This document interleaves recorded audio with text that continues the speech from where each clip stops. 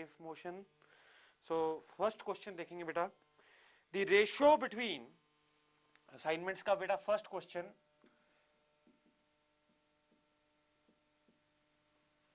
question number 1, the ratio between the amplitude of two superposing waves is 3:2. The ratio between the maximum and minimum intensities of the resultant wave will be. Maximum और minimum intensity की ratio निकालनी है बेटा हमने, और हमें amplitudes की ratio दी हुई है पहले क्वेश्चन में, A1/A2 इज इक्वल टू 3:2. सो इसका मतलब क्या हुआ, अब देखो बेटा, maximum intensity bye minimum intensity ये रेशियो हो जाती है A1 प्लस A2 का होल स्क्वायर बाय क्या चीज बेटे, A1 माइनस A2 का होल स्क्वायर. ये हो जाएगा कितना बेटे, 3 + 2 over 3 - 2 का whole square, that is equal to 5/1 का whole square, that is equal to 25:1. So the ratio of maximum to minimum intensity कितनी होगी बेटे, 25:1. सो आंसर देखिए हमारे पास आंसर है B for Bombay. Answer is B for Bombay. Now question number second बेटे, question number second,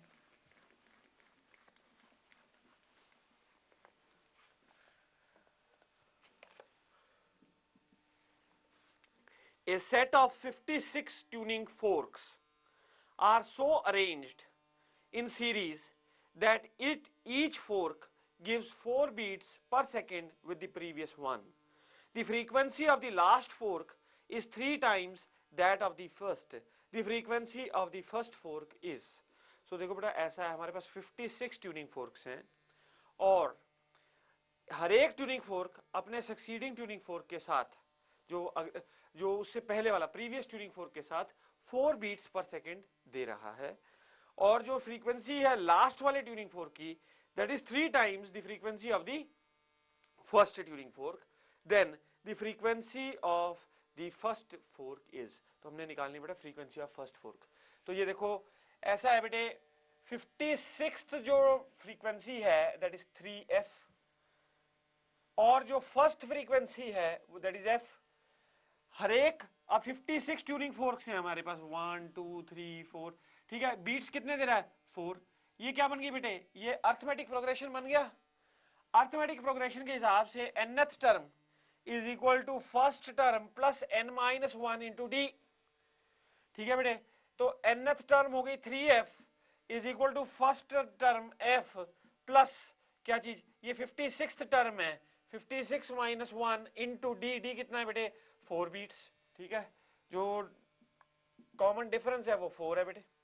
तो यहां से आपके पास 2f बराबर हो गया किसके बेटे, 55 इंटू 4, यानी कि f हो गया बेटे 55 इंटू 4/2. ये हो गया बेटे 55 इंटू 2. ठीक है बेटे, तो ये हो जाएगा आपके पास 110 हर्ट्स, यानी कि जो फर्स्ट ट्यूनिंग फोर्क है उसकी फ्रीक्वेंसी हो गई 110 hertz. So answer becomes A part. Answer is A part. Next बेटे question number 3. Next question number 3 देखेंगे.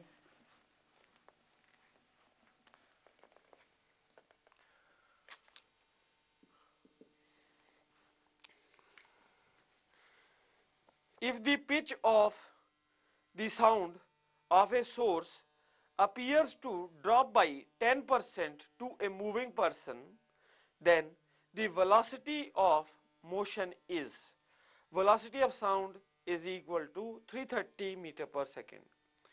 तो बेटा देखो एक मूविंग आदमी है, उसको पिच महसूस हो रही है 10% ड्रॉप होती हुई, और द वेलोसिटी ऑफ मोशन दे रखा आपको 330.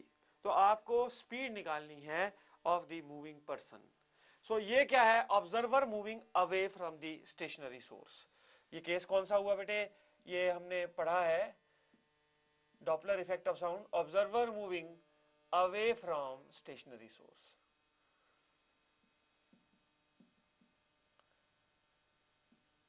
Stationery source, observer moving away from stationary source. अब देखिए बेटा, n dash apparent frequency is equal to v minus vo by v into true frequency, that is n. तो अब देखिए बेटा, n dash by n is equal to v minus vo by v. Now n dash by n ये क्या है, 10% का drop है इसमें, ठीक है बेटे. So the frequency is found to drop by 10%. तो इसका मतलब क्या हुआ बेटे, जो अपेरेंट फ्रीक्वेंसी है, now the appears to drop by 10% to a moving person. So true frequency n है, ठीक है बेटे. तो अपेरेंट फ्रीक्वेंसी 10% ड्रॉप हो गई है, मतलब जो अपेरेंट फ्रीक्वेंसी है वो कितनी बची, 90% रह गई बेटे, किसकी, n की, ठीक है. तो इसका मतलब है n dash is equal to 90% of n. सो ये हो गया 90 by 100 is equal to v minus v o by v. ये हो गया बेटे 9 बाई 10. तो 9v is equal to 10v minus 10v naught. आपको तो ये निकालना ना बेटे, इसका मतलब क्या हो गया, 10v not is equal to, इसको इधर ले आए, इसको ले आए इधर, तो ये v के बराबर हो गया. v ऑब्जर्वर की स्पीड चाहिए आपको, तो ऑब्जर्वर की स्पीड हो जाएगी v बाय 10. अब आप देखो बेटे, v दे रखा है, वेलोसिटी ऑफ साउंड आपको दे रखी है 330, तो 330 बाय 10 कितना हो गया, 33 मीटर पर सेकेंड. आंसर बना 33 मीटर पर सेकेंड. तो आंसर हमारे पास है, answer is A part. Answer क्या बना बेटे, ए पार्ट, ठीक है. नेक्स्ट देखिएगा बेटे, फोर्थ क्वेश्चन.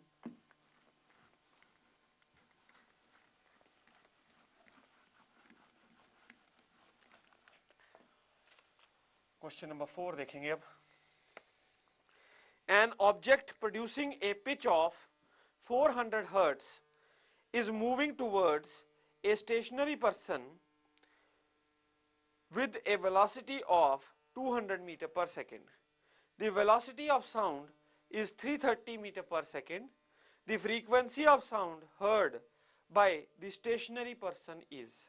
So देखो बेटा ऐसा है, इसमें क्या है, source is moving toward the stationary observer, और आपको सोर्स की स्पीड दे रखी है, उसकी फ्रीक्वेंसी बता रखी है, साउंड की स्पीड बता रखी है. आपने फ्रीक्वेंसी निकालनी है, frequency of sound heard by the stationary person, वो आपने निकालनी है.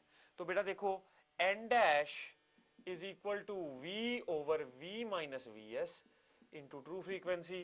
वी कितना है बेटे, we is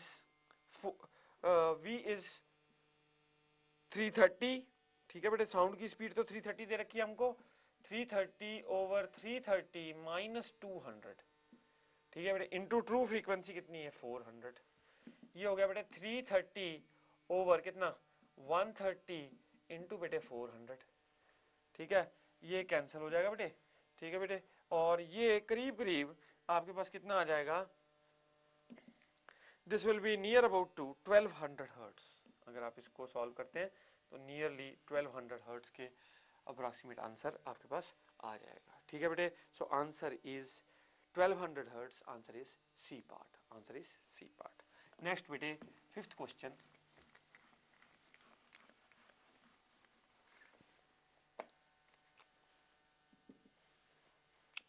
At what temperature will the speed of sound in air become double of its speed at 0 degree centigrade. आपको पता है बेटे, स्पीड जो होती है साउंड की हवा में, उसका वो हम ऐसे निकालते हैं, gamma R T by M. Gamma R T by M, इसका मतलब speed is directly proportional to, speed of sound is directly proportional to square root of temperature. अब अगर आपको 0 डिग्री पे आपको पता करना है किस टेम्परेचर पे स्पीड डबल हो जाएगी, जो स्पीड 0 डिग्री सेंटीग्रेड पे थी उसके मुकाबले, तो v is directly proportional to root 273 at 0, और 2v is directly proportional to square root of t. बेटा डिवाइड कर दो second equation by the first equation. So 2 will be equal to square root of t by 273. अब ऐसा करो, squaring कर दो both sides, तो आपके पास क्या आ जाएगा बेटे, 4 is equal to T by 273. This implies t is equal to 273 into 4. So 273 into 4 कितना हो जाएगा, 4 3 जा 12, 1 4 7 28, 9 2 4 2 जा 8, 1092 केल्विन. 1092 केल्विन माइनस 273 यदि आप करोगे तो ये आ जाएगा 819 डिग्री सेंटीग्रेड. सो आंसर है 819 डिग्री सेंटीग्रेड टेम्परेचर पर जो स्पीड है वो डबल हो जाएगी, साउंड की स्पीड डबल हो जाएगी जो कि 0 डिग्री सेंटीग्रेड पर थी। So answer is 819 degree centigrade, answer is C part, fifth का answer is C part. Next बेटे sixth question,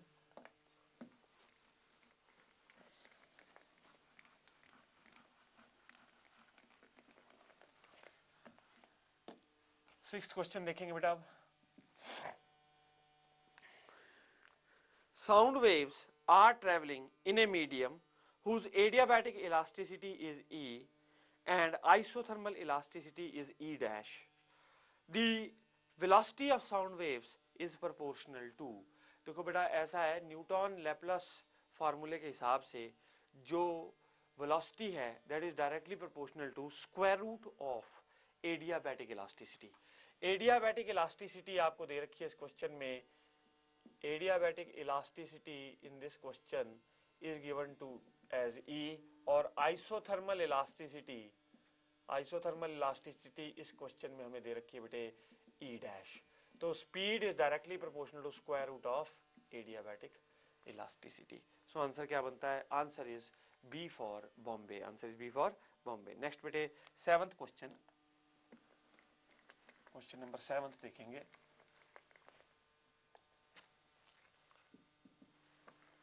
A man fires a shot and hears an echo from a cliff after 2 seconds. He walks 85 meters towards the cliff and the echo of a second shot is now heard after 1.5 seconds. What is the velocity of sound? So देखो बेटा ऐसा है, एक आदमी जो है he is standing in front of a cliff, एको का question है, और बेटे वो 2 सेकंड बाद अपनी आवाज सुनता है। जब वो 85 मीटर टुवर्ड्स द क्लिफ चला जाता है तो एको जो है सेकंड शॉट फिर फायर करता है और तब उसको एको सुनाई देती है 1.5 सेकंड बाद। तो आपने स्पीड ऑफ साउंड पता करनी है बेटे, कितनी स्पीड होगी साउंड की। Let the sound speed be V, ठीक है बेटे। अब देखिए ये क्लिफ था बेटे, ये पहाड़ी थी और उससे ये आदमी लेट से डी दूरी पर खड़ा था। अब साउंड गई और वापस आई तो उसको सुनाई दी कितने टाइम बाद, 2 सेकंड्स बाद। So time is equal to distance travel, distance कितना चला वो 2d, साउंड जो डिस्टेंस चली वो 2d, time is equal to distance upon speed, ठीक है बेटे। Time is equal to 2d by v। So time कितना है 2 seconds is equal to 2 times d by v, ये फर्स्ट इक्वेशन बन गई बेटे। अच्छा अब वो 85 मीटर नजदीक चला गया, ठीक है, तो इसका मतलब अब डिस्टेंस कितना रह गया बेटे, ये 85 मीटर आगे चला गया, क्लिफ की तरफ को चला गया, तो अब डिस्टेंस रह गया d माइनस 85। तो अब 1.5 सेकंड लग रहा है, तो time is equal to 2 times d minus 85, sound ये चली अपॉन क्या चीज बेटे, स्पीड v, ठीक है। ये होगी आपकी सेकंड इक्वेशन। आपने स्पीड ऑफ साउंड निकालनी है इस पर्टिकुलर सिचुएशन में, तो आपने स्पीड ऑफ साउंड निकालनी है बेटे। तो अब देखो ऐसा है, इसको मैं लिख सकता हूं 1.5 is equal to 2d minus 2 into 85, 2 into 85 हो जाएगा बेटे 170 अपॉन क्या चीज, इसको v है ना, तो इसको स्प्लिट करके रख लेते हैं, तो ये हो गया v और ये भी हो गया v, ठीक है बेटे। तो ये 2 सेकंड्स है, तो इसको इसकी वैल्यू 2 है ना, फर्स्ट से हम डाल देंगे 1.5 is equal to 2 minus 170 by v। तो इसका मतलब है बेटे 170 बाई v किसके बराबर हो जाएगा, ये 2 माइनस 1.5 दैट इज 0.5। तो इसका मतलब v किसके बराबर हो गया बेटे, 170 बाई 0.5 के बराबर, ये हो गया बेटे। तो ये हो गया 5 3 15, तो आंसर क्या बना 340 मीटर पर second. So answer is C part, answer becomes C part. Next बेटे 8th question,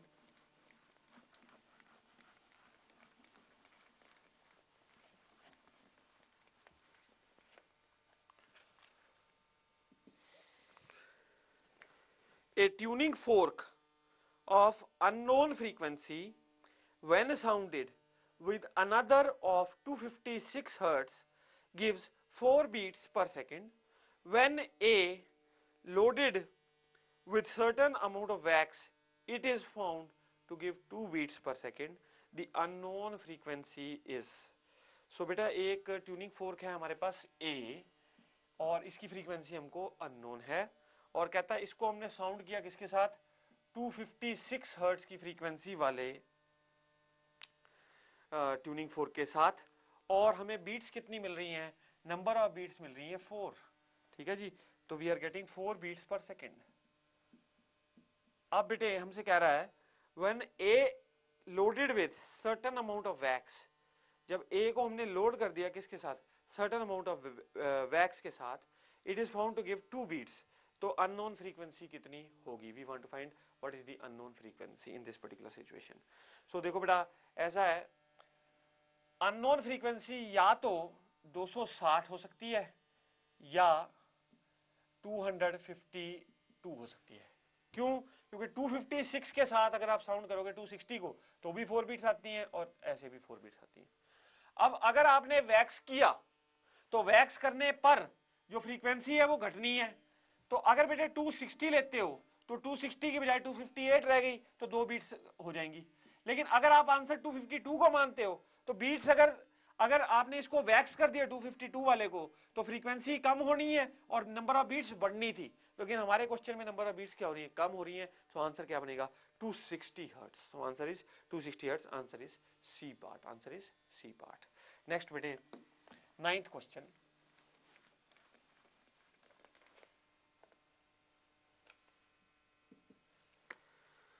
in stationary waves A part stationary waves में बेटे क्या होता है ये पूछ रहा है तो ए पार्ट लिखा है energy is uniformly distributed B part energy is minimum at nodes and maximum at anti nodes energy is maximum at nodes and minimum at anti nodes alternating maximum and minimum of energy are produced at nodes and anti nodes बेटे देखो जो anti nodes होते हैं उन पे amplitude maximum होता है और जो आपके नोड्स होते हैं वो पॉइंट्स होते हैं जहां पे कि एम्पलीट्यूड मिनिमम होता है तो जहां पे और जो इंटेंसिटी है वेव की दैट इज एनर्जी पर यूनिट एरिया पर unit time that is equivalent that is proportional to square of amplitude तो इसका मतलब क्या हुआ कि जो एनर्जी है जहां पे एम्पलीट्यूड मिनिमम होगा वहां पे एनर्जी भी मिनिमम होगी so answer is B for Bombay that is energy is minimum at nodes क्योंकि नोड्स पे एम्पलीट्यूड मिनिमम है तो एनर्जी मिनिमम है और energy is maximum at anti nodes energy maximum कहां है बेटे एंटी नोड्स पे so answer is B for Bombay answer is B for Bombay next बेटे क्वेश्चन नंबर 10th क्वेश्चन देखेंगे it is possible to distinguish between transverse and longitudinal waves by studying the property of तो बेटे देखो अगर हमारे पास transverse और longitudinal waves हैं ठीक है और उनके बीच में हमने डिस्टिंग्विश करना है ट्रांसवर्स और लॉन्गिट्यूडनल वेव्स के बीच में तो वो हम डिस्टिंग्विश किससे कर सकते हैं इंटरफेरेंस डिफ्रैक्शन रिफ्लेक्शन पोलराइजेशन बेटे polarization is the sure test for the waves where we check in that light waves are transverse in nature तो अगर आपने ट्रांसवर्स नेचर देखनी है तो पोलराइजेशन से देखी जा सकती है answer is D for Delhi answer is D for Delhi next बेटे 11th क्वेश्चन देखेंगे अब the diagram given below shows the profile of a wave which points are in phase कौन से पॉइंट्स जो हैं वो फेज में होंगे तो हमारे पास एक डायग्राम दिया हुआ है ये देखिए बेटा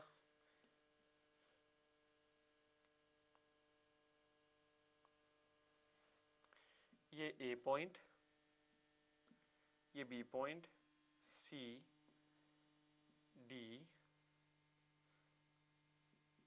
ई एफ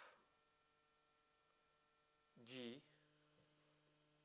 और एच ठीक है बेटे तो which of the points are in phase तो कौन कौन से पॉइंट्स फेज में हैं तो उसमें हमारे को बोल रहा है एफ और जी बेटे ये आउट ऑफ फेज हैं दोनों points they are not in the same phase ठीक है बेटे क्योंकि दोनों के बीच में पाथ डिफरेंस है अच्छा सी एंड ई सी यहाँ पे है बेटा ई यहाँ पे है तो they are not also in phase because there is phase difference between them अच्छा फिर कौन सा बेटे, बी एंड जी, बी और जी, बी रहा जी रहा, ये भी नहीं है बेटा, they are also out of phase.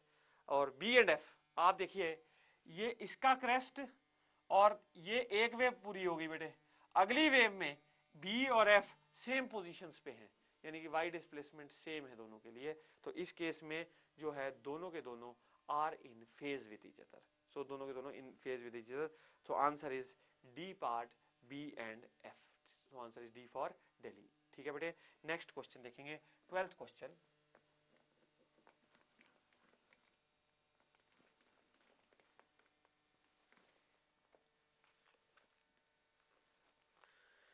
The speed of sound in a gas at NTP is 300 meter per second.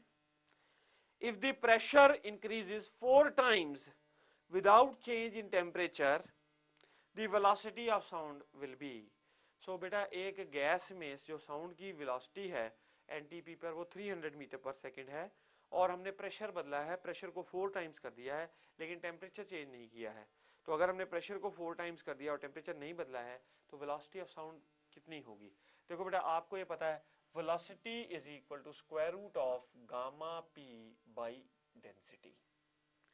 यदि मैं प्रेशर को बदलूंगा, अगर if I change the pressure, ठीक है बेटे, अगर मैं प्रेशर को बदलूंगा तो डेंसिटी भी बदलेगी। प्रेशर इंक्रीज किया 4 गुना तो डेंसिटी भी चेंज कर जाएगी proportionately.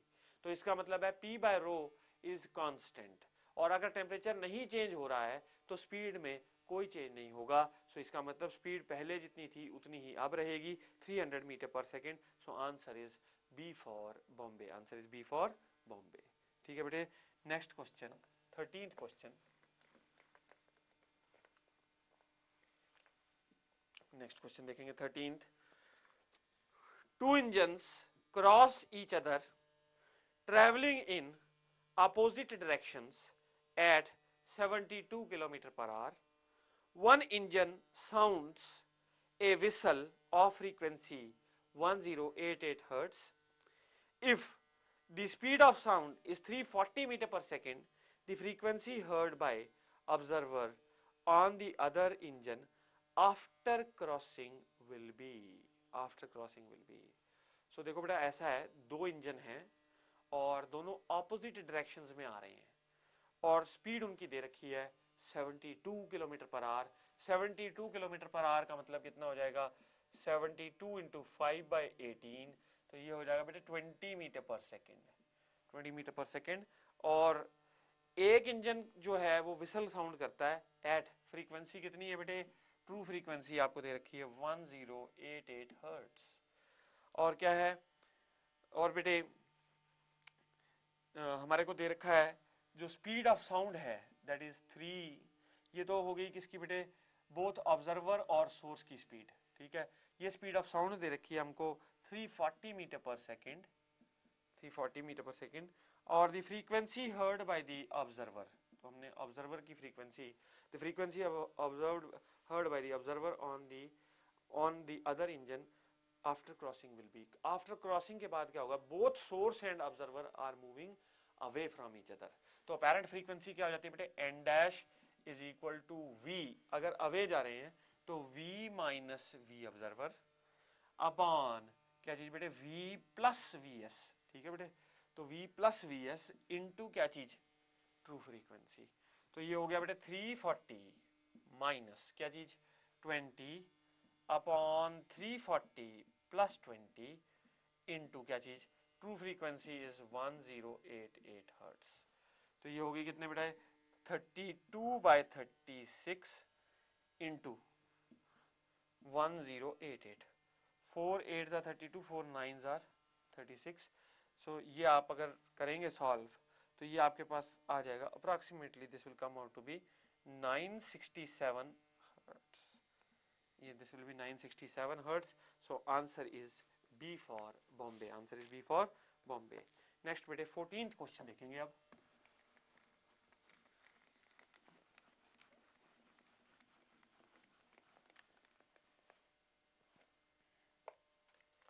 Question number 14th. The velocity of sound in hydrogen at a particular temperature is x. the velocity of sound in some other gas which is 9 times denser than hydrogen is y. Now, ठीक है बेटे, y और x के बीच में relationship हमने find out करना है. ऐसा है बेटे, हमारे पास एक किसी गैस में एक टेम्परेचर पर वेलोसिटी हाइड्रोजन गैस में साउंड की x है, और हमने क्या किया है, हमने बेटा जो साउंड की स्पीड ली दूसरी गैस में, जो गैस 9 टाइम्स डेंसर है, उस गैस में जो वेलोसिटी है, ठीक है, वो सेम टेम्परेचर पर y है. तो हमने पता करना है y और x के बीच में रिलेशन. तो देखो बेटा, x is equal to square root of gamma p by density, यानी कि speed is inversely proportional to density. अब y जो है that will be inversely proportional to square root of 9 times rho. तो y is inversely proportional to 3 times square root of rho. तो ये हो जाएगा, इसका मतलब क्या हुआ बेटे, y is equal to x by 3. y कितना हो गया, x बाई 3. सो आंसर क्या बना बेटे, answer is B for Bombay. Answer is B for Bombay. Next बेटे 15th क्वेश्चन, नेक्स्ट देखेंगे 15th क्वेश्चन देखेंगे.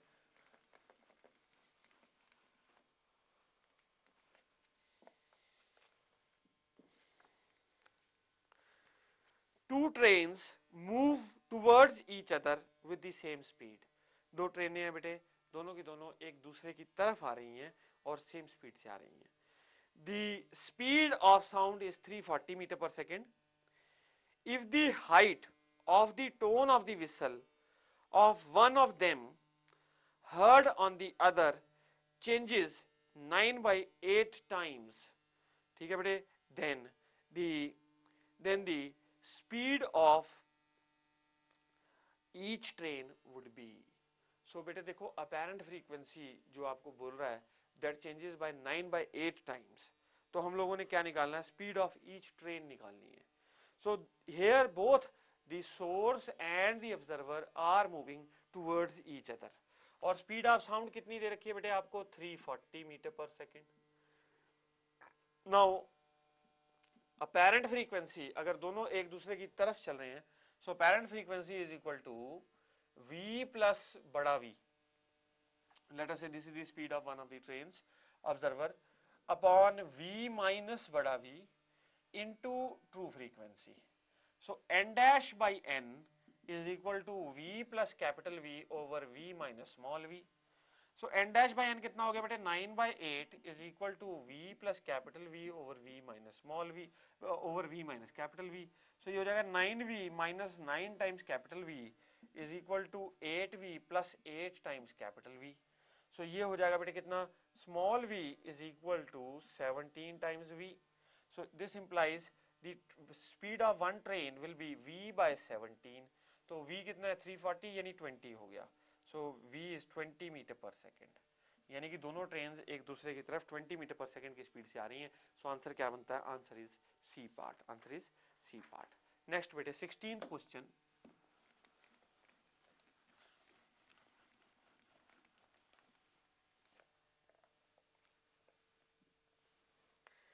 The equation of a stationary wave is y is equal to 6 times sin pi x by 3 into cos of बेटे 40 pi t, where x and y are in centimeter and time t in seconds. The amplitude of each progressive wave is. So देखो बेटा, इसमें ये stationery wave की equation दे रखी है और आपने एम्पलीट्यूड निकालना है हर एक प्रोग्रेसिव वेव जो कि जुड़ के क्या बना रही हैं, स्टेशनरी वेव्स क्रिएट कर रही हैं. देखो बेटा, स्टेशनरी वेव की इक्वेशन आपको पता है, y is equal to 2a sin 2 pi x by lambda cos 2 pi vt, ये होती है स्टेशनरी वेव की इक्वेशन. इसको इससे कंपेयर कीजिए तो 2a किसके बराबर हो गया, 6 के, यानी a किसके बराबर हो गया बेटे, a is equal to 3 centimetre, यानी कि amplitude of the wave becomes 3 centimetre. So answer क्या बना बेटे, answer is A part. Next बेटे 17th क्वेश्चन.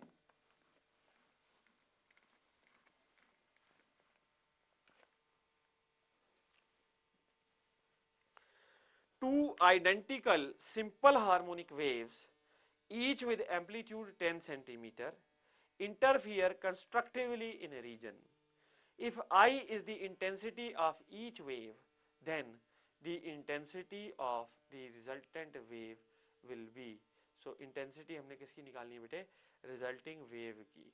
तो कैसे हो रहा है, एम्पलीट्यूड आपको दे रखा है उसने और आई बता रखी है is the intensity of each of the wave. तो आपको पता है बेटे I is equal to I one plus I two plus two times square root of I one I two. ये फॉर्मूला होता है कब, जब जब बेटे कंस्ट्रक्टिव इंटरफेरेंस हो रही है, क्योंकि फेज डिफरेंस तब कितना हो जाता है 0 डिग्री और cos फाई की वैल्यू हो जाती है 1। ठीक है, तो बेटा इसका मतलब अब दोनों वेव्स की इंटेंसिटी सेम है, तो रिजल्टिंग इंटेंसिटी आई डैश किसके बराबर हो जाएगी, I plus two times root of I into I, so that is 2i plus बेटे 2 times I, that is equal to 4i। तो रिजल्टिंग इंटेंसिटी जो हो गई that is equal to 4i, so that is answer is C part, answer is C part. Next बेटे 18th question देखेंगे अब।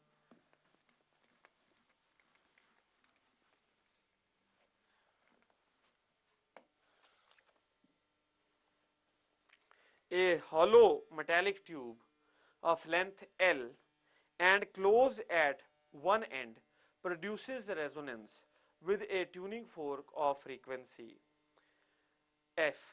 The entire tube is heated carefully so that at equilibrium the temperature equilibrium temperature its length changes by small l. If the changes in the velocity v of sound is small v, the resonance will now be produced by the tuning fork whose frequency is.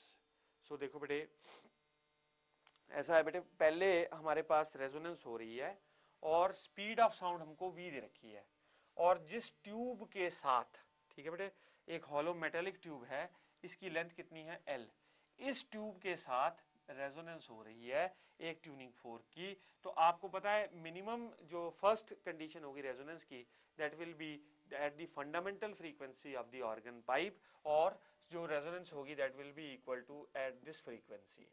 अब आपने heating कर दी, heating करने के बाद equilibrium temperature पे आपने देखा कि लेंथ अब L प्लस स्मॉल एल होगी, क्योंकि लेंथ बढ़ जाएगी बेटे ट्यूब की, मेटेलिक ट्यूब है, तो length is now L plus small L. और जो स्पीड ऑफ साउंड है, क्योंकि टेम्परेचर के बढ़ने पर स्पीड ऑफ साउंड भी चेंज हो जाएगी, वो कितनी हो जाएगी, वो स्मॉल v बढ़ चुकी है in addition to capital V। तो नई जो फ्रीक्वेंसी आएगी जिसपे रेजोनेंस होगी that will be equal to v plus v नया वेलोसिटी बाय 4 टाइम्स दी नई length, that is L plus small l.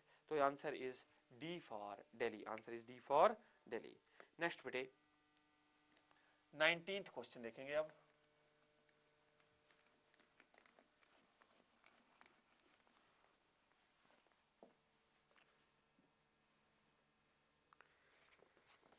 A string 1 meter long stretched between two fixed points. What is the velocity of wave propagation if the tension of the string is such that the lowest resonant frequency is 144 hertz? So देखो बेटे ऐसा है, एक metre लंबा string है और उसको हमने दो एंड्स पर फिक्स कर रखा है। What is the velocity of wave propagation? Velocity of wave propagation if the tension of the string is such that the lowest resonant frequency is 144 hertz. तो टेंशन इतनी है कि लोवेस्ट रेजोनेंट फ्रीक्वेंसी कितनी है बेटे, 144 हर्ट्ज के बराबर है। तो आप देखो, आपको पता है frequency n is equal to v by 2l, v by twice of length. ठीक है बेटे, ये फर्स्ट फंडामेंटल फ्रीक्वेंसी है, रेजोनेंट फ्रीक्वेंसी। तो आप देखिए n कितना दे रखा है आपको, 144 is equal to v by 2 into length is 1 metre. तो इसका मतलब वेलोसिटी कितनी होगी, 288 मीटर पर second. So answer is C part, answer कितना हो गया बेटे, answer is C part 288 metre पर सेकेंड। नेक्स्ट बेटे 20th क्वेश्चन।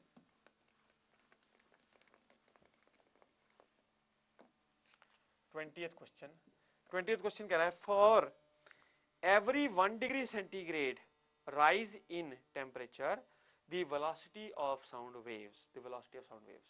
So देखो बेटा ऐसा है, we know that the velocity of sound waves, ठीक है, at zero temperature is how much, this is 340 metre पर सेकेंड। at 0 डिग्री सेंटीग्रेड हम लोग जो velocity लेते हैं साउंड की, that is that is 340 metre पर सेकेंड। तो हमने चेंज इन वेलोसिटी निकालना है कि अगर हम 1 डिग्री सेंटीग्रेड टेम्परेचर को राइज कराते हैं। ये मैंने आपको पहले भी कराया था। Velocity is directly proportional to square root of temperature. Delta v by v is equal to half times delta t by t. So delta v is equal to half into delta t by 273 into 340. Delta t is 1. So आपके पास जो answer आएगा that will be, it will be increasing by 61 centimeter per second. So answer is A part. Answer क्या है? A part. तो 20 का answer A part. ठीक है बेटे?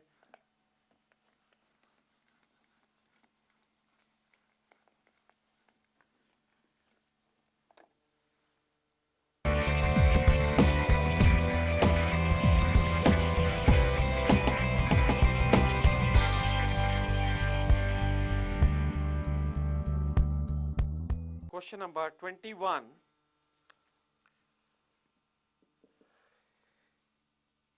A tuning fork of frequency f is held near the open end of a tube which is closed at the other end. The length of the tube is adjusted until the resonance takes place. If L1 and L2 are the two shortest lengths that produce resonance, then the speed of sound will be. So देखो बेटा एक tuning fork है और हम लोग क्या कर रहे हैं, वी आर इसको ओपन एंड की तरफ रखा गया है और ये रेजोनेंस कर रहा है किसके साथ?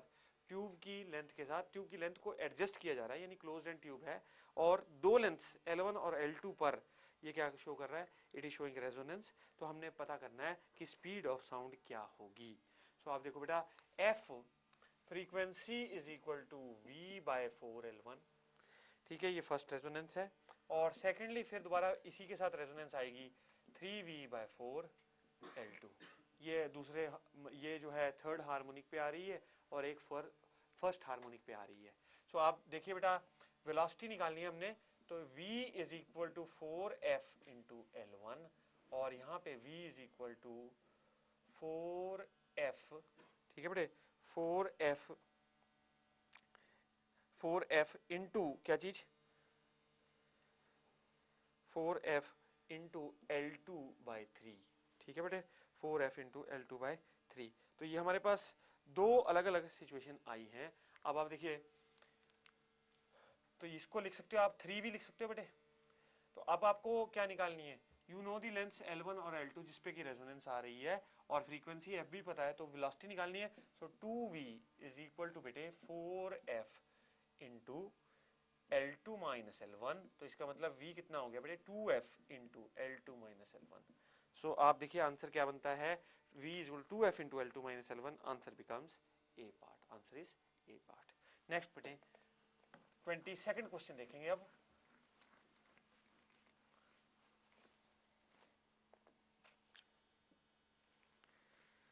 Second question.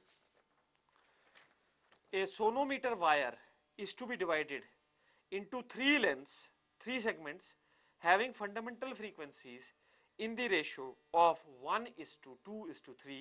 What should be the ratio of their lengths? तो सोनोमीटर वायर को हमने तीन सेगमेंट्स में बांटा है और इन तीन सेगमेंट्स की फंडामेंटल फ्रीक्वेंसीज की रेशियो क्या है बेटे? 1:2:3। तो और हमने क्या करना है? रेशियो ऑफ लेंथ्स निकाल रही हैं इन तीनों की, जो तीनों में बांटा है उन तीनों की लेंथ्स की रेशियो क्या होगी। ठीक है बेटे, फ्रीक्वेंसी रेशियो में पता है। तो fundamental frequencies N1 is to N2 is to N3 is 1:2 is to 3। आपको पता है बेटे जो फ्रीक्वेंसी है that is inversely proportional to length. Frequency is inversely proportional to length. तो we can say that 1 by L1 is to 1 by L2 is to 1 by L3 will be 1 by 1 is to 1 by 2 is to 1 by 3। ठीक है बेटे, तो अगर अब आप lengths की inverse proportionality है तो लेंथ्स की अगर आप रेशियो निकालने जाएं सो दैट विल बी बेटे कितना? अब ऐसा करो 6 एलसीएम है तो 6 से डिवाइड कर दो, तो 6:3:2। सो लेंथ्स की जो रेशियो आ गई दैट इज बेटे 6:3:2। सो आंसर क्या हो गई? Answer is A part. क्योंकि आपको फ्रीक्वेंसीज का रेशियो पता था तो लेंथ्स की रेशियो जो आ गई वो इनवर्स में है, तो 6:3:2 answer is A part, answer is A part.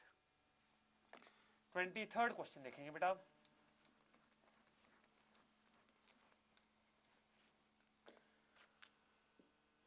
Twenty-third question, what type of harmonics are heard in an open pipe? Open pipe में किस तरह के हार्मोनिक्स सुनाई देते हैं?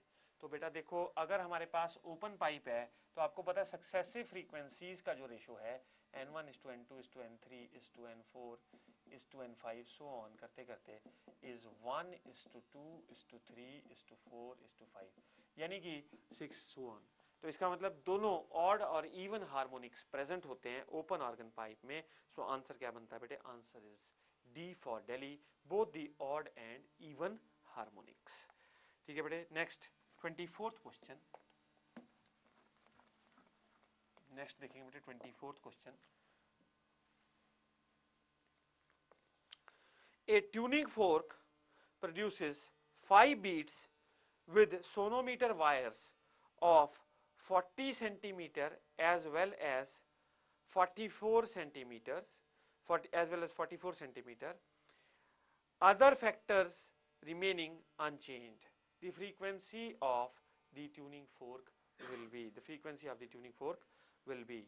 काफी अच्छा क्वेश्चन। देखो बेटे, ऐसा एक ट्यूनिंग फोर्क है, उसकी फ्रीक्वेंसी हम लोगों ने f मान ली, उसकी फ्रीक्वेंसी हमने निकालनी है, और वो 5 बीट्स, नंबर ऑफ बीट्स कितनी है बेटे? 5 बीट्स प्रोड्यूस कर रहा है, 5 बीट्स पर सेकंड प्रोड्यूस कर रहा है। किसके साथ? With sonometer wires of length, sonometer wires of length 40 centimetre and 44 centimetre, while the other factors remaining unchanged. आपको पता है बेटे, फ्रीक्वेंसी जो होती है सोनोमीटर वायर की, fundamental frequency that is equal to V by 2L। ठीक है बेटे, V by 2L।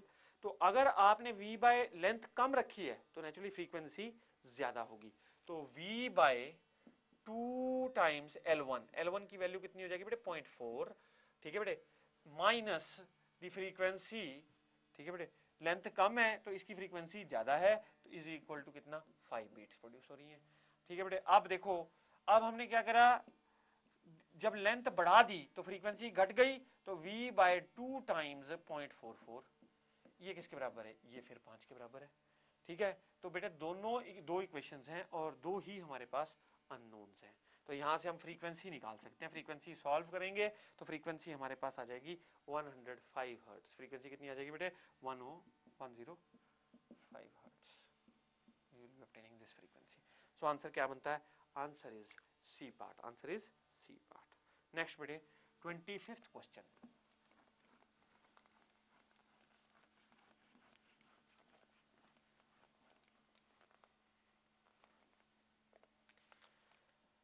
Twenty-fifth question देखेंगे।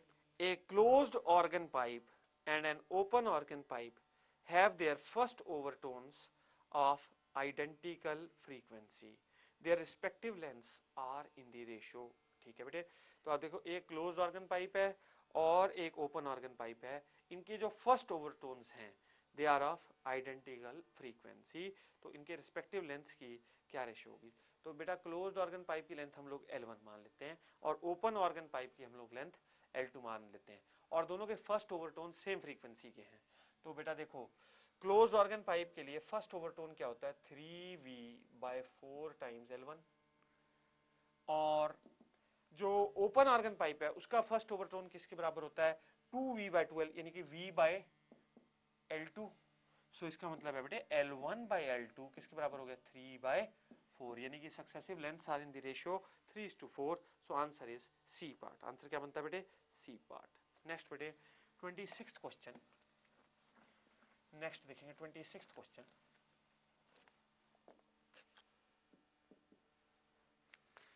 A cylindrical tube open at both the ends has a fundamental frequency n in air. The tube is dipped vertically in water so that half of it is in water. The fundamental frequency of air column is now. The fundamental frequency of air column is now. एक cylindrical tube है जो कि open है both the ends पर, और उसकी fundamental frequency हवा में कितनी है? n। उसको हमने डिप कर दिया और ऐसा डिप किया कि आधी वो पानी में हो गई, तो फिर फंडामेंटल फ्रीक्वेंसी क्या होगी एयर कॉलम की। तो देखो बेटा, जब हमारे पास ट्यूब है ओपन हवा में, ठीक है, तो ये बोथ एंड ओपन हो गए और इसकी लेंथ कितनी है एल है बेटे। तो फंडामेंटल फ्रीक्वेंसी एन दे रखी है, n will be equal to v by 2L। अब हमने क्या करा, इसी ट्यूब को बेटे पानी में डिप कर दिया, लिक्विड में डिप कर दिया, और ऐसा डिप किया है कि आधी अंदर और आधी बाहर, यानी कि ये L/2 की क्लोज्ड ऑर्गन पाइप बन गई। ये कैसी बन गई, L/2 लेंथ की क्लोज्ड ऑर्गन पाइप। अब फंडामेंटल फ्रीक्वेंसी एन डैश किसके बराबर हो जाएगी, fundamental frequency of this closed end organ pipe V/4 times length. ये कितना हो गया बेटे, V/2L ना हो गया, तो इसका मतलब है n dash is equal to n. तो इसकी भी फंडामेंटल फ्रीक्वेंसी कितनी है, एन के बराबर है। आंसर क्या बनता है बेटे, answer is C part, answer becomes C part. ठीक है बेटे, नेक्स्ट क्वेश्चन 27th क्वेश्चन देखेंगे अब।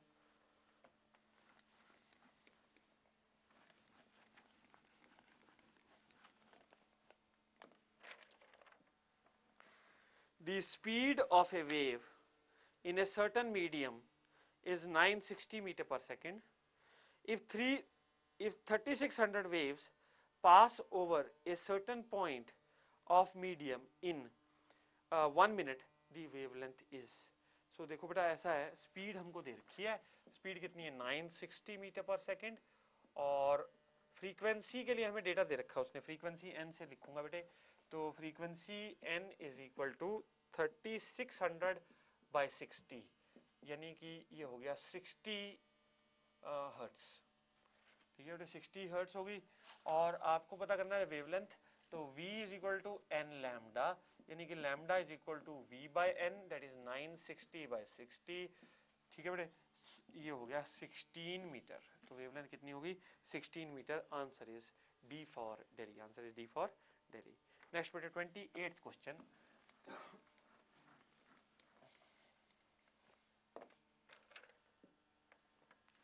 A tuning fork vibrates with 2 beats in 0.4 seconds. The frequency is, तो 2 बीट्स कर रहा है ट्यूनिंग फोर्क, किसमें 0.4 सेकेंड्स में। तो आपको पता है फ्रीक्वेंसी निकालनी है बेटे, तो फ्रीक्वेंसी हो जाएगी 2 बाय टाइम, टाइम कितना है बेटे 0.4, तो ये कितना हो गया 5 हो गई, 5 हर्ट्ज की फ्रीक्वेंसी होगी। सो आंसर क्या बना बेटे, answer is A part, answer is A part. Next 29th question बेटे।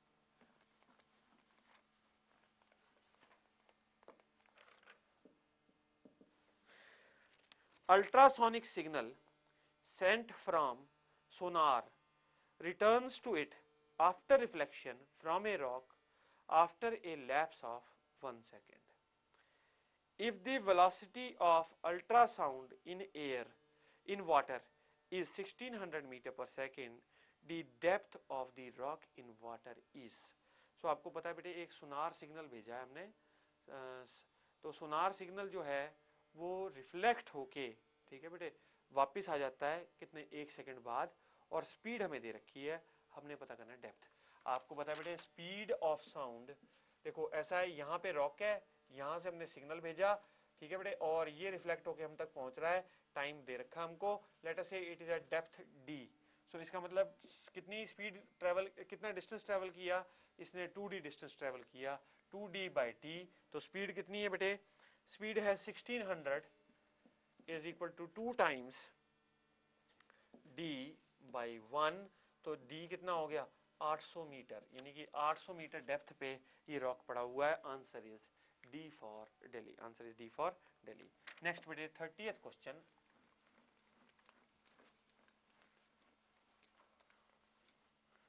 क्वेश्चन नंबर 30 देखेंगे अब। When sound waves travel from air to water, which of these remains constant? देखो बेटा, ऐसा साउंड वेव्स एयर से वाटर तक जा रही हैं, यानी मीडियम चेंज हो रहा है, तो बेटा देखो स्पीड भी बदलेगी, वेवलेंथ भी बदलेगी, एक चीज है जो नहीं बदलती, वो है frequency of the wave does not changes.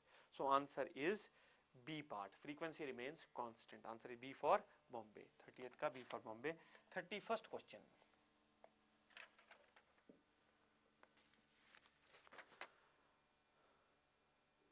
Which of the following is the longitudinal wave? जो गिवन वेव्स हैं उसमें हमें पता करना है कौन सी लॉन्गिट्यूडनल है। ए पार्ट है बेटे साउंड वेव्स, बी पार्ट है waves plucked on a string, C part है वाटर वेव्स, डी पार्ट है लाइट वेव्स। देखो बेटा बी सी और डी, लाइट वेव्स तो दोनों ही हो सकती हैं, इट कैन बी ट्रांसवर्स और इट कैन बी लॉन्गिट्यूडनल, दोनों ही नेचर देखी गई हैं। Water waves they are transverse, और waves on a string, string अगर प्लक्ड स्ट्रिंग है तो भी वो भी ट्रांसवर्स है। सो आंसर क्या बनता है A part. Sound waves are always longitudinal. ठीक है बेटे। Next 32nd question,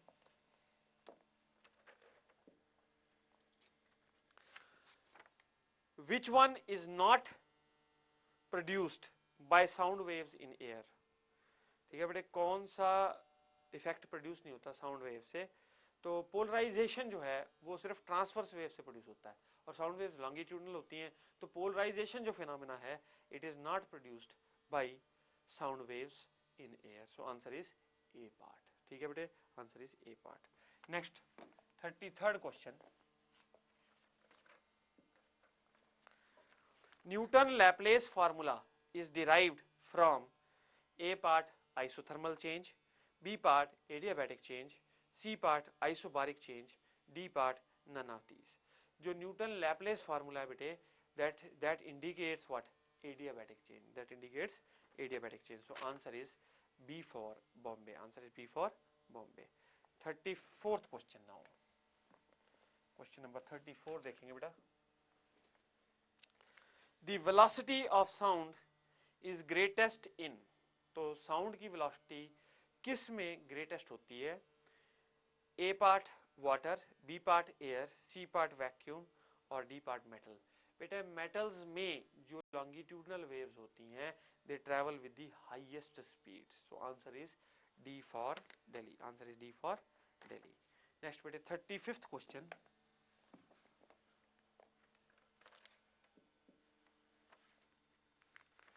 a pulse or a wave train travels along a stretched string and reaches the fixed end of the string, it will be reflected back with।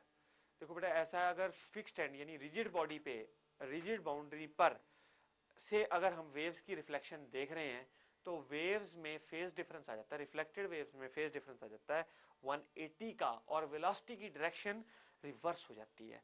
So answer क्या हुआ? Answer is D for Delhi, answer is D for Delhi. 36th question देखेंगे अब।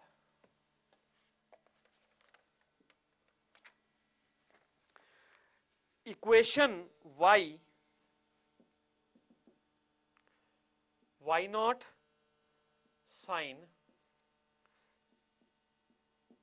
kx plus omega t represents a wave.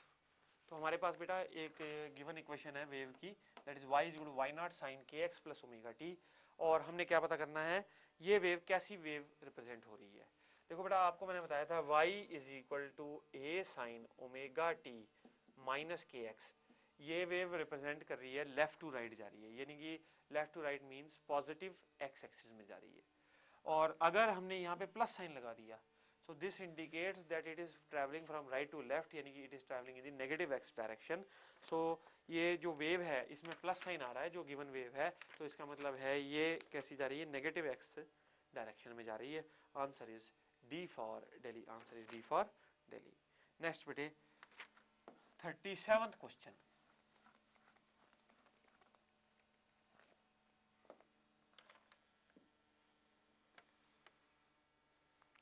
which of the following equations represents a wave। तो 37th में आपको 4 equations दे रखी हैं और हमने पता करना है कौन सी इक्वेशन वेव की इक्वेशन है। तो ए देखिए बेटा, ए चॉइस आपको दे रखी है y is equal to a times omega T minus के एक्स, ये तो वेव की इक्वेशन है ही नहीं बिकॉज सिंपल हार्मोनिक वेव की इक्वेशन होती नहीं। बी चॉइस आपको दे रखी है बेटे, बी चॉइस क्या दे रखी है? y is equal to a sine omega t, ये एक पार्टिकल की इक्वेशन है, यानी कि ये सिंपल हार्मोनिक मोशन की इक्वेशन है। सिंपल हार्मोनिक मोशन में डिस्प्लेसमेंट की इक्वेशन है, तो this is also not the correct. ठीक है बेटे, ये भी करेक्ट नहीं है। Answer C part, C part में आपको तो क्या दे रखा है बेटे? y is equal to a times cos के x y is equal to a times cos kx।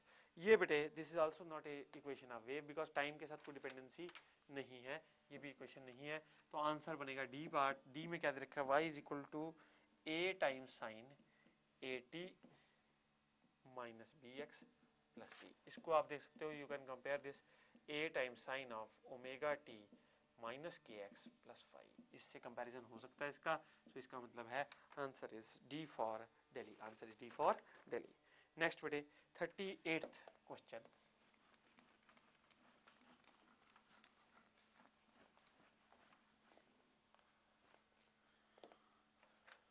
Question देखेंगे। The frequency of sinusoidal wave, the frequency of sinusoidal wave, sinusoidal wave हमको दे रखी है बेटे इस क्वेश्चन में। तो ये कितनी है, y is equal to 0.4 into cos 2000t plus 0.8। ये फ्रीक्वेंसी हमने इस केस में पता करनी है। तो आप देखिए बेटा इसको कंपेयर कीजिए, y is equal to a times cos of omega t plus 5, omega t plus k x, या इसको के एक्स कह लीजिए ना बेटा। अब हमने क्या निकालनी है, फ्रीक्वेंसी निकालनी है इस वेव की। कंपैरिजन से आप देखिए ओमेगा किसके बराबर हो गया बेटे, 2000 के बराबर। तो ओमेगा क्या होता है, 2 पाई इंटू फ्रीक्वेंसी n। सो ये हो गया 2000, n कितना हो गया बेटे 1000 upon pi.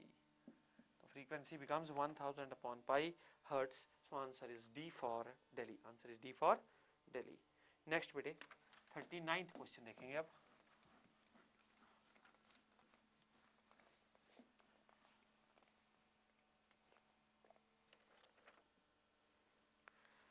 The equation of a sound wave is, equation sound wave की क्या दे रखी है, y is equal to 0.0015 sin 62.4 into x plus 316 into t। ये हमारे को इक्वेशन दे रखी है साउंड वेव की। इसको कंपेयर कीजिए तो y is equal to a times sine of के एक्स प्लस ओमेगा टी। आप देखिए कंपैरिजन से ये, अब हमें क्या निकालना है, वेव लेंथ निकालनी है इस बारी। इस वेव की we want to find out the wavelength. सो बेटा देखो वेव लेंथ निकालने के लिए आपको पता है k जो होता है that is 2 pi by lambda, k is equal to 2 pi by lambda. So यहाँ पे 2 pi by lambda is equal to 62.4, ठीक है बेटे। तो लैम्बडा कितना हो जाएगा, 2 pi by 62.4।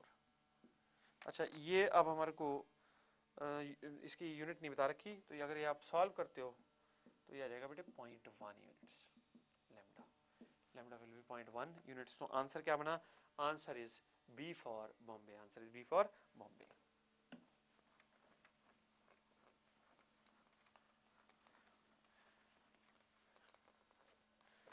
Now question number 40. In the given progressive wave equation, what is the maximum velocity of the particle? Maximum velocity of the particle.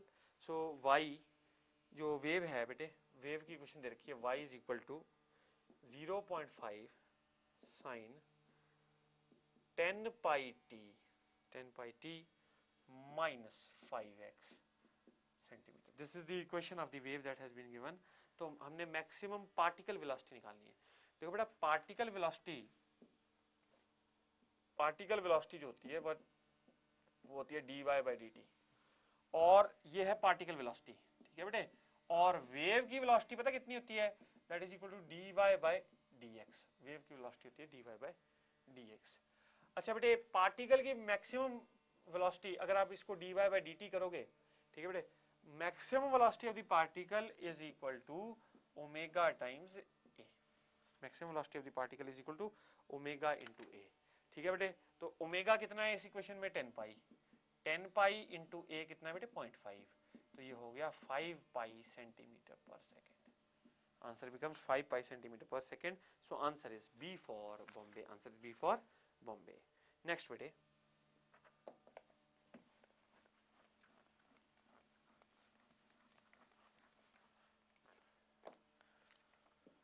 41 41st question, the distance between a node and an anti node is. ठीक है बेटे, node और anti node का distance हमने पता करना है। तो आप देखिए बेटा, मैं ना इसके लिए first mode of vibration of string ले लेता हूँ। स्ट्रिंग के फर्स्ट मोड ऑफ वाइब्रेशन में यहाँ पे नोड, यहाँ पे नोड, ये क्या है, एंटी नोड बेटे, मिडल में। तो ये जो पूरी लेंथ है स्ट्रिंग की, that will be half wavelength इसमें कंटेन्ड है। और नोड और ये मिडल में लाई कर रहा है, तो इसका मतलब नोड और एंटी नोड के बीच में दूरी कितनी होगी, लैम्डा बाई 4। तो नोड और एंटी नोड के बीच में दूरी होगी लैम्डा बाई 4। सो आंसर क्या बना बेटे, answer is C part, answer is C part. Next बेटे 42nd क्वेश्चन,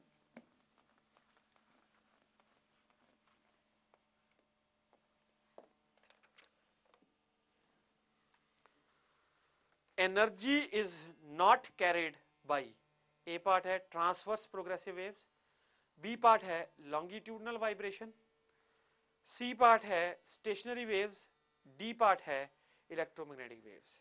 सो बेटा एनर्जी कौन सी वेव कहता है कैरी नहीं करती है। देखो बेटा ऐसा है, जो एनर्जी नहीं कैरी करती है वो वेव है stationary wave. Stationary waves they do not carry energy. तो आंसर क्या बनता है बेटे, answer becomes C part, answer is C part. 42nd answer is C part. Next बेटे 43rd,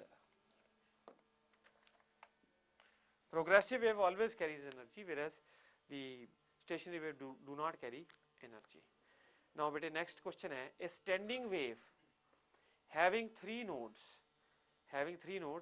and two antinodes is formed between two atoms having a distance 1.21 Armstrong between them. The wavelength of the standing wave is.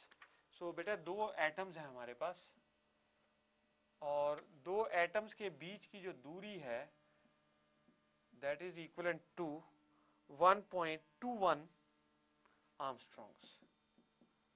ठीक है बेटे, और हमें क्या क्या रखा है कि इसमें तीन तो नोड्स बनते हैं और दो एंटी नोड्स बनते हैं। तो नोड्स हमेशा कहाँ बनते हैं बेटे, फिक्स्ड पॉइंट्स पे, यानी कि रिजिड पॉइंट्स पे बनते हैं। तो हमेशा एटम्स के एंड्स पे क्या बनेंगे बेटा, नोड्स बनेंगे, और जो एंटी नोड्स बनेंगे वो बीच में बनेंगे। और तीन बोल रखे हैं, तीन नोड्स और दो एंटी नोड्स। तो इसका मतलब है वेव हमारी ऐसे जाएगी, देख लो स्टेशनरी वेव ऐसी बनेगी। ये हो गए तीन नोड्स और ये हो गए बेटा दो anti nodes. These are two anti nodes, then there are three nodes. तो इसका मतलब क्या हुआ, जितना दूरी है between the two atoms that is equal to 1.21 Armstrong. तो ये जो दूरी है that is equivalent to the wavelength. तो wavelength कितनी हो जाएगी बेटे standing wave की, 1.21 Armstrong. So answer is A part. Answer is A part. Next बेटे 44th question.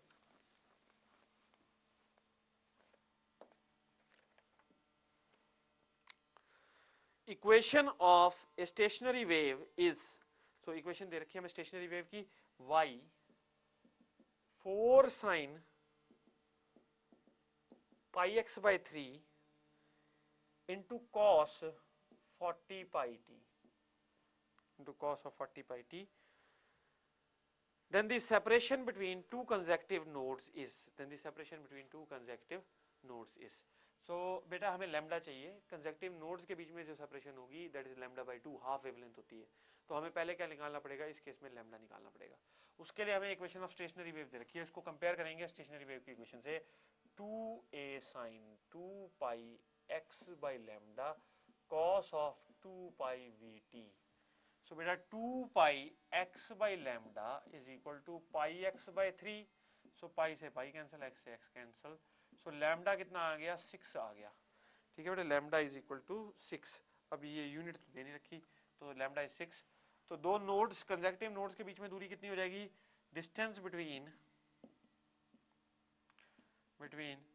To consecutive nodes will be equal to lambda by 2। तो lambda by 2 कितना हो गया बेटा, 6 बाई 2। तो ये कितना हो गया, 3।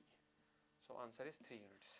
सो आंसर बना क्या पार्ट बेटे, आंसर क्या बना, answer is B for Bombay, answer is B for Bombay. Next बेटे 45th क्वेश्चन देखेंगे।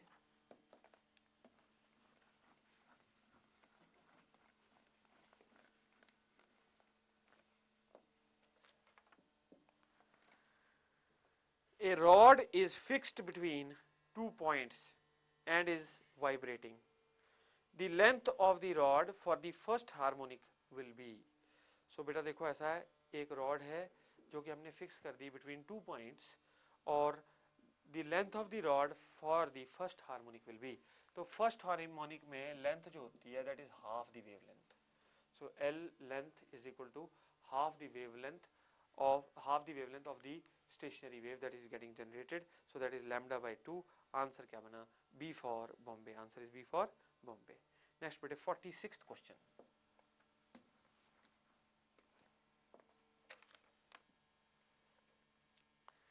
A 5.5 meter length of string has a mass 0.035 kg.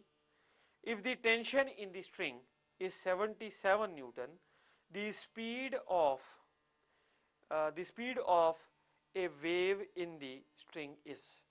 So बेटा देखो, जो अगर आपने स्पीड ऑफ वेव निकालनी है तो आपको मास दे रखा है और लेंथ दे रखी है स्ट्रिंग की और टेंशन बता रखी है और हमने speed of the wave in the string निकालनी है, तो v is equal to square root of t by m. ये m क्या है? मास पर unit length. m is here mass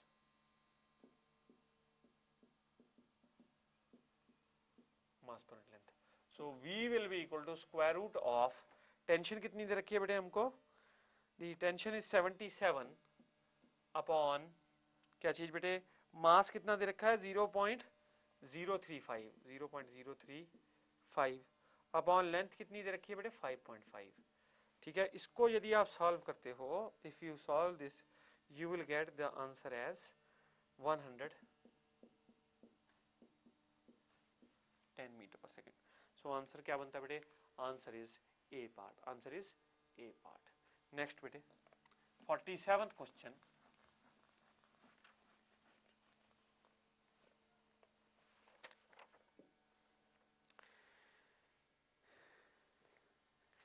The length of a sonometer wire AB is 110 centimeter.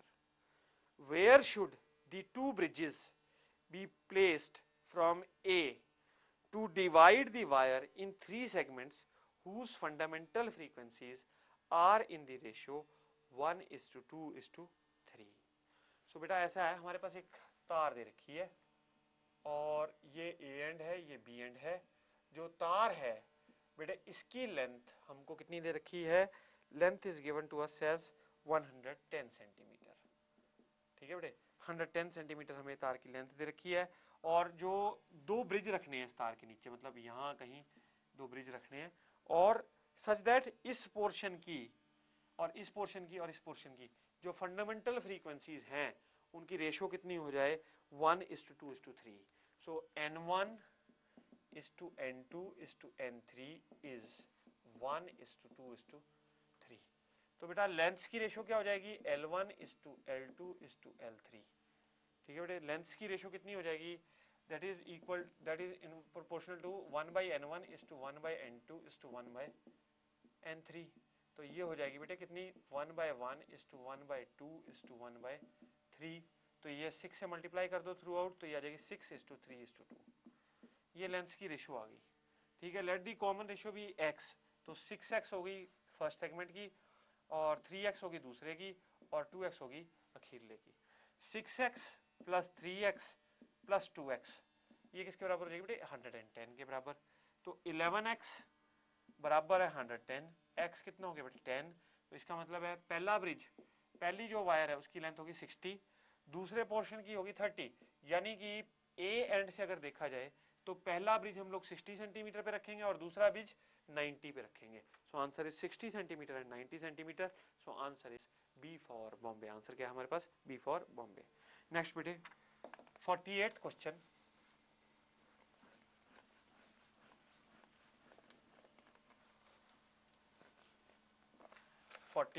देखेंगे.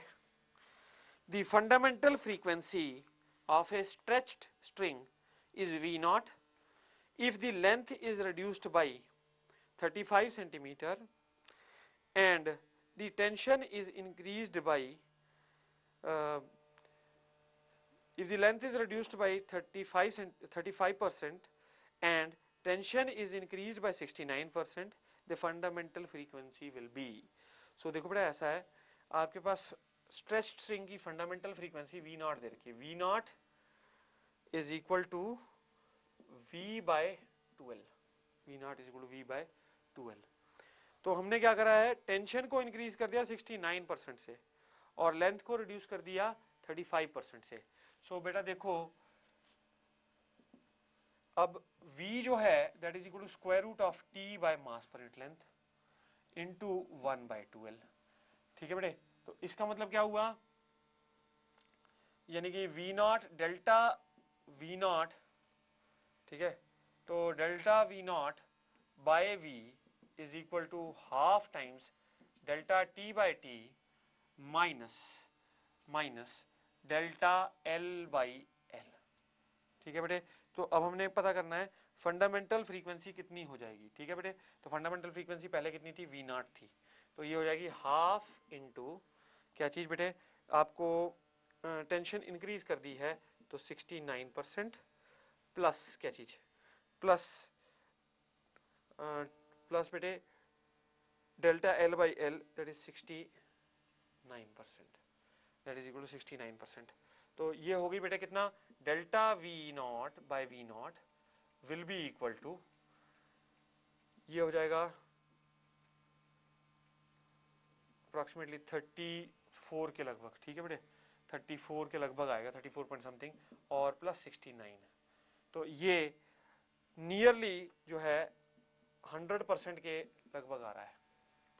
ठीक है बेटे, नियरली 100% के लगभग आ रहा है। 100% चेंज का मतलब क्या है कि पहले फ्रीक्वेंसी V नॉट थी, अब कितनी हो जाएगी 2V naught. So answer is A part, answer becomes A part. ठीक है बेटे, now answer is A part. 49th question,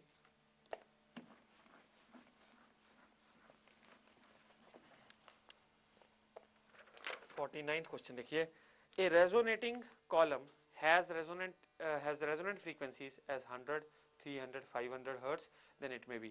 तो देखो बेटा 49th क्वेश्चन में आपको फ्रीक्वेंसीज 1:3:5 की रेशो में है, यानी ऑड फ्रीक्वेंसीज आर प्रेजेंट। ठीक है बेटे, तो इसका मतलब क्या हुआ कि जो पाइप है वो क्लोज्ड है, क्लोज्ड एंड ऑर्गन पाइप में ऑड फ्रीक्वेंसीज आती हैं, फ्रीक्वेंसीज ऑड नंबर रेशियोज में आती हैं। So answer is C part. Next 50th question बेटे, 50th question, for production of beats the two sources must have different frequencies and same amplitude, B part different frequencies, C part different frequencies same amplitude and same phase, D part different frequencies and same phase। बेटा देखो ऐसा है, अगर दो sources ने beats बनानी हो, चाहे एम्पलीट्यूड और फेज डिफरेंस हो भी वेव्स के बीच में, लेकिन तो फ्रीक्वेंसीज हैं वो प्राइमरी कंडीशन है that the frequencies should be different. So answer is B for Bombay, answer is B for Bombay.